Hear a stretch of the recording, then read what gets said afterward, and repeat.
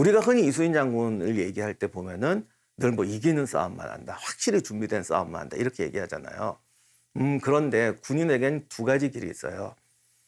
내가 확실히 이기는 싸움을 해야 될 때가 있고요. 전멸을 하더라도 전략적 목표에 충성해야 될 때가 있어요. 그러니까 무의미한 희생은 안 되죠.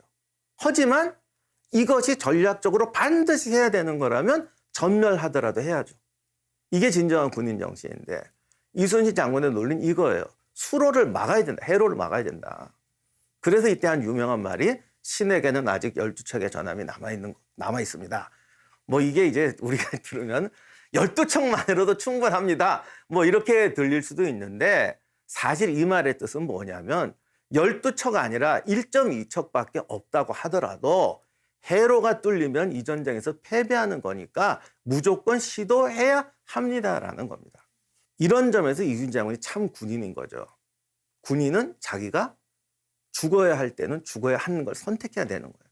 그래서 여기서 자기의 모든 능력을 동원해서 도전을 하는 겁니다. 전략적 목표에 충성하는 것이죠. 자, 조선 수군은 거의 절망적인 상황에서 일본군과의 결전을 준비하게 됩니다.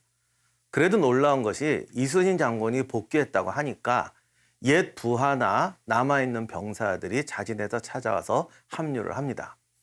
이게 좀 창피한 얘기지만 심유경이라고 이제 그 명나라 우리가 흔히 사기꾼이라고 말하는 그 양반이 와서 하는 말이 뭐냐면 선조를 만났을 때 이런 말을 해요. 조선은 예의의 나라라서 병법을 모른다. 그리고 명나라 사람들이 조선이 하도 이제 동방예의지고 선비 이러니까 이 나라는 참 예의범절은 좋은데 아녀자의 나라라서 군대가 약하다. 이런 말들을 많이 합니다. 그런데 그거는 우리나라 사람이 잘못된 게 아니라 나라의 제도나 이런 게 잘못돼서 그래요. 전쟁이 나니까 단숨에 변하잖아요. 그래서 스스로 이수인 장군을 찾아와서 합류하게 되죠. 심지어는 도망쳤던 지방관들도 이수인 장군 밑으로 모입니다.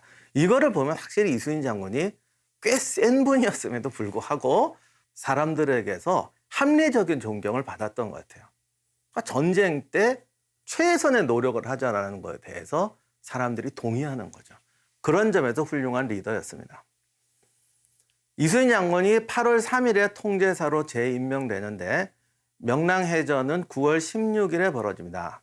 7천량 해전 승리 후에 수군이 다시 육전에 합류합니다. 막 남원성에도 들어가고 이게 어떻게 보면 야 우리가 바다에서 싸우면 남는 게 없지 않느냐. 그래서 약탈물을 노리고 들어갔던 것일 수도 있고 어떻게 보면은 조선 수군이 이제 완전히 괴멸했다고 판단했던 것도 같아요.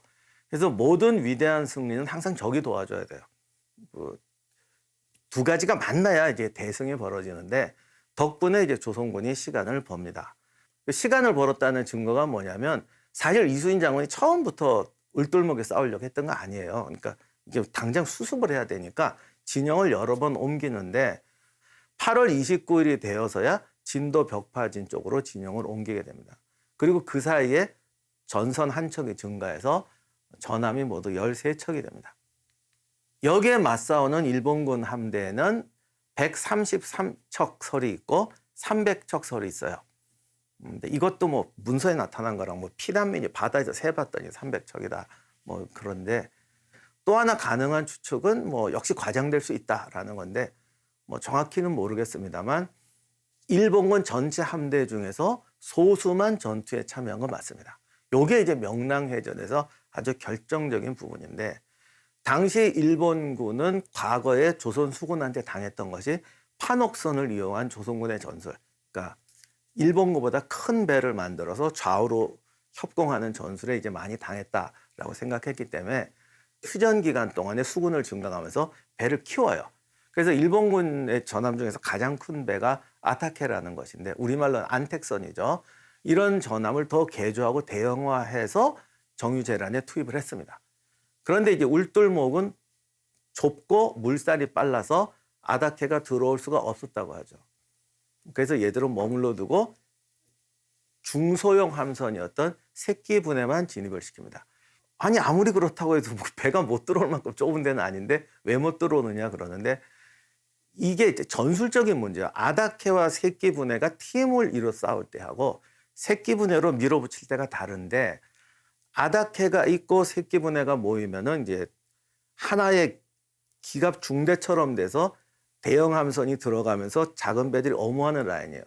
근데 이제 명랑처럼 물살이 빠른 곳에서는 이런 포메이션이 유지가 안 돼요. 그리고 그러다 보면 자기들끼리 충돌하게 되죠. 그래서 자기들이 기껏 준비했던, 그러니까 조선군하고 싸울 때 저희가 한산 대첩할 때 얘기를 가만히 기억 더듬어 보시면 조선의 이 함대 팀들이 일본군의 큰 배를 잡고 주변을 소탕해 버리는 식으로 하잖아요.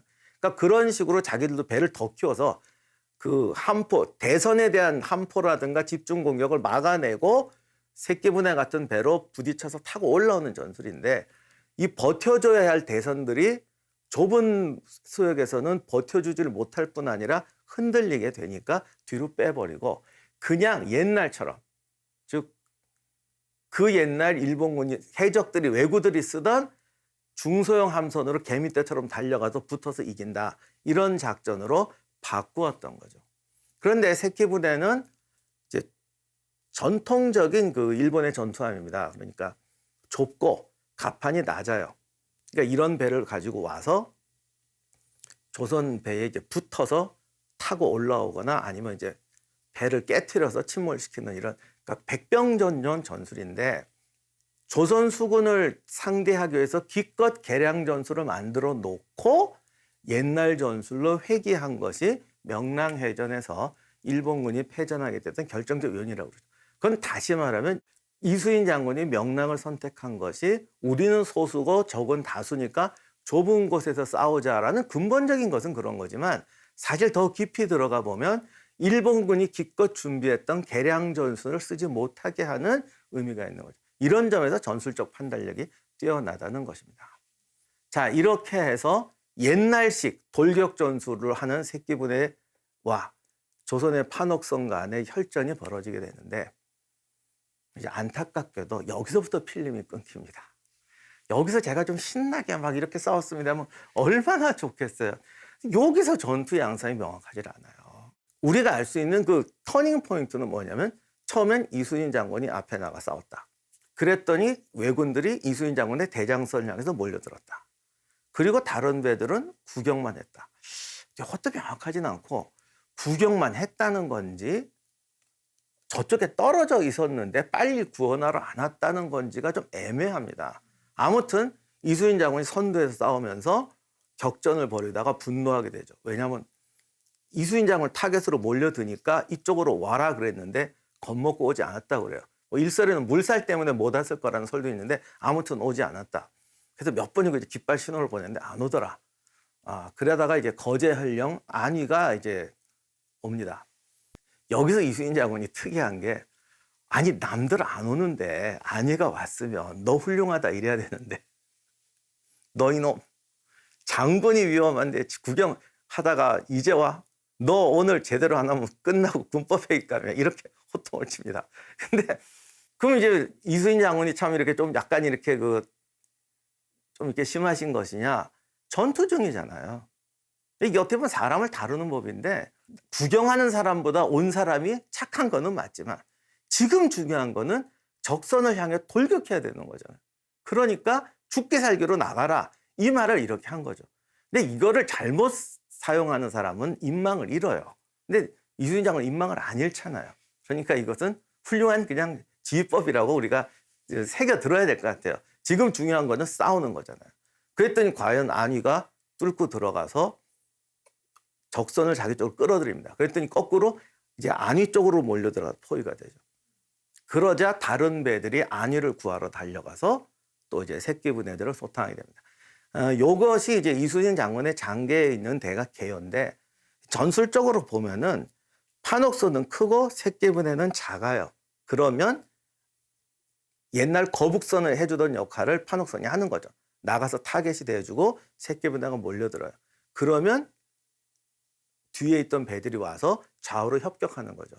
요게 이제 문제인데, 이수인 장군이나 안위가 혼자 포위됐는데 다른 사람이 구경만 한 건지, 아니면 처음부터 작전이 나가서 타겟이 되고 몰려들면은 와서 치는 건데, 장군 입장에서는 타이밍 됐을 때 빨리 와야 되는데 제때 못 올 수도 있고 이게 1분 1초가 급하니까 빨리 와라. 뭐 하냐 빨리 와라. 니들 구경만 하냐 이렇게 말해. 표현상으로. 우리도 평소에 그러잖아. 처음에 다 작전을 짜놨어. 지금이 타이밍이야. 빨리 와. 구경만 하냐. 이렇게 말했는데 이게 이제 시대가 지나고 해석을 하니까 놀고 구경만 했는데 혼자 싸우셨다. 이제 이런 식으로 되는데 제가 볼 때는 처음부터 작전이 나가서 타겟이 돼서 모으고 치는 거예요. 이게 싸울 때 말에 우리가 단어에 자꾸 쏟게 되는데 원래 작전이 이런 것 같습니다. 그 다음에 그러면 울돌목이 또 왜 중요하냐? 아다케가 못 들어오는 것도 중요하지만 여기가 조류가 급하기 때문에 배들이 잘 조정이 안 됩니다. 그러면 내가 타겟이 되고 새카맣게 몰려든다면 이거 위험하잖아요. 12척밖에 안 되고 적은 100척이 넘는데 여기서 중요한 게 옛날 목선들은 조류에 걸리면 제대로 조종을 못해요. 그러니까 이처럼 물살이 급한 쪽에서면 배들이 이수인 장군이나 안위의 배를 노리고 오다가도 다 못 오는 거예요. 그러니까 적군의 비효율성을 유도할 수가 있죠. 그러니까 100여 척이 있다고 그래도 나는 내 근처로 온 몇 척만 잡으면 되는 거죠. 이게 아마 명량에서 가장 중요한 포인트라고 생각이 됩니다. 이렇게 돼서 소탕을 하고 떠내려간 배들은 전투에 참전하지 못하게 되고 이렇게 되니까 적선이 100척이 넘었지만 정확히 그 숫자를 모르겠어요. 그중에 2분의 1이든 3분의 1만이 실제로 조선군 함성 근처로 왔고 조선군은 그 다음에 모아서 잡으니까 12척으로도 충분히 격퇴할 수 있다. 이렇게 해서 명랑해전의 대승리가 벌어지는 겁니다.